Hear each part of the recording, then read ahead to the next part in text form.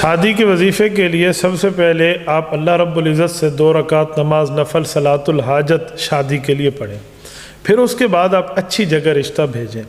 رشتہ بھیجنے میں ایک بات ذہن میں رکھیں، حضرت ابو ہریرہ رضی اللہ تعالیٰ عنہ جب شادی کا ارادہ فرما رہے تھے تو رسول اقدس صلی اللہ علیہ وسلم کی خدمت میں گئے تھے۔ اللہ کے رسول نے فرمایا تھا تنکح المرأۃ لأربع لمالها لحسبها لجمالها لدینها فاظفر بذات الدین۔ ابو ہریرہ، دنیا میں لوگ شادیاں 4 وجہوں سے کرتے ہیں۔ نمبر 1 عورت کا حسن دیکھ کے، نمبر 2 عورت کا مال دیکھ کے، نمبر 3 عورت کا خاندان دیکھ کے، نمبر 4 عورت کی دینداری دیکھ کے۔ بیٹا ابو ہریرہ، آپ دینداری کو پہلے دیکھنا، دینداری کو دیکھنے کی وجہ سے اللہ رب العزت آپ کے اوپر کرم فرمائے گا۔ تو جہاں آپ نے شادی کرنی ہے تو آپ دینداری کو دیکھیں، اللہ سے مانگیں، وَأُفَوِّضُ أَمْرِي إِلَى اللَّهِ إِنَّ اللَّهَ بَصِيرٌ بِالْعِبَادِ پڑھ پڑھ کے آسمان کی طرف پھونکتے رہیں اور اللہ سے مانگیں، میرے مولا میں شادی اس لیے چاہتا ہوں تاکہ میں عفیف بن جاؤں، پاک دامن بن جاؤں، اور میرے مولا مجھے اولاد نصیب ہو جو میں آپ کے دین پر لگاؤں۔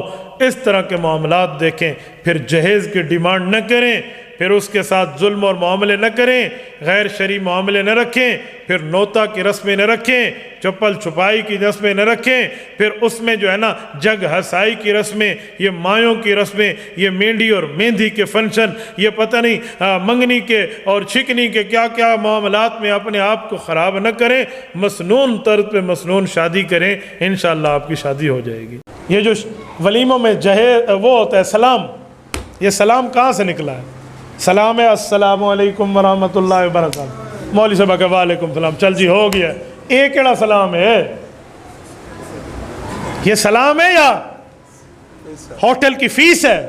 اور یہ ایسے ظالم ہے سلام والے ولیموں پر، ہوٹل والے کھانا پہلے دیتے ہیں، پیسے بعد میں لیتے ہیں، یہ پہلے پیسے لیتے ہیں پھر کھانا دیتے ہیں۔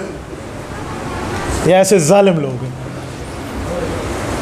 اللہ کے رسول نے فرمایا ایک خیر الولیمہ ہوتا ہے، ایک شر الولیمہ ہوتا ہے۔ مشکات جلد نمبر 2 کتاب النکاح پڑھ رہا ہوں، فرمایا خیر الولیمہ ایک شر الولیمہ ہے۔ خیر الولیمہ وہ ہے جس میں غرباء کو بلایا جائے چاہے امیر آ جائے، اور شر الولیمہ وہ ہے جس میں صرف غریبوں کو روکا جائے باقی سب کو بلایا جائے۔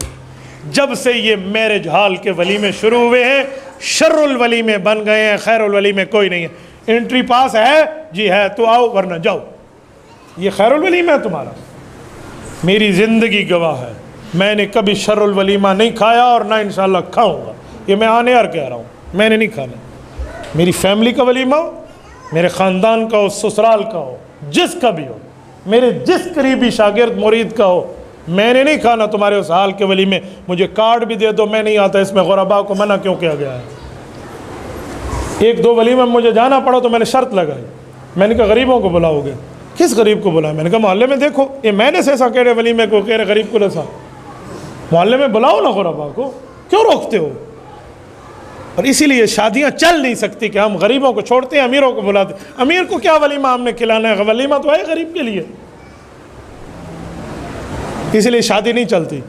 آپ کے اور میرے ماں باپ داداؤں کے اور والدوں کے اور والدائیں کے نکاحیں کہاں ہوئی ہیں؟ مسجد میں۔ ولیمے کہاں ہوئے ہیں؟ گلی میں لوگ بیٹھے ہوتے تھے، پھر بلا لیتے تھے گھر میں آ جاؤ، کوئی میرج ہال نہیں تھے۔ یہ سارے پیو ماں دی تو شادی ٹر گئی ہے، پوتر دی کیوں نہیں ٹر دی؟ کدی سوچے ایسی؟ ہمارے ماں باپ کی تو شادی چل پڑی ہے، یہ اولاد کی کیوں نہیں چلتی؟ ہم کون سے گڑھے میں گر گئے ہیں؟ یہ ہمارے معاشرے میں غلطیاں موجود ہیں۔